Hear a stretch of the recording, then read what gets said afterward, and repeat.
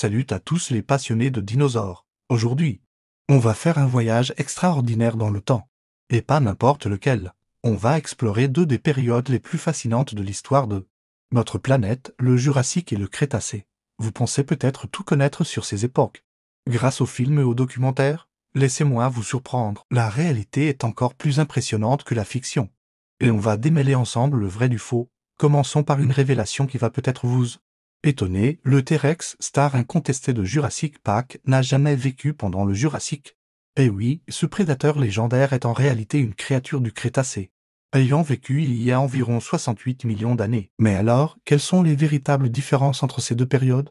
Le Jurassique, qui s'étend de -201 à -145 millions d'années, était caractérisé par des forêts luxuriantes et des géants herbivores comme le Diplodocus et le Brachiosaurus. L'air était plus riche en oxygène, et le climat était généralement plus chaud et humide qu'au jour. Le Crétacé, lui, a duré de 145 à -66 millions d'années et a vu l'apparition des premières fleurs.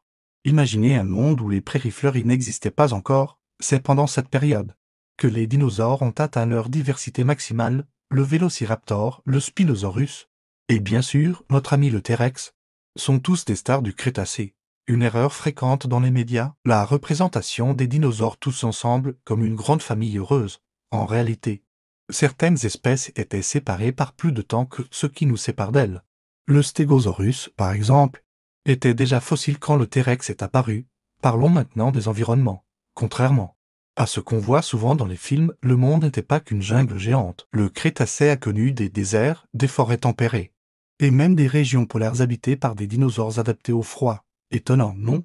L'évolution pendant ces périodes est fascinante. Les premiers oiseaux sont apparus à la fin du Jurassique, descendants directs des dinosaures théropodes. Et pendant le Crétacé, les mammifères, nos ancêtres, vivaient déjà leur petite vie discrète, attendant leur heure. Un aspect souvent négligé les océans.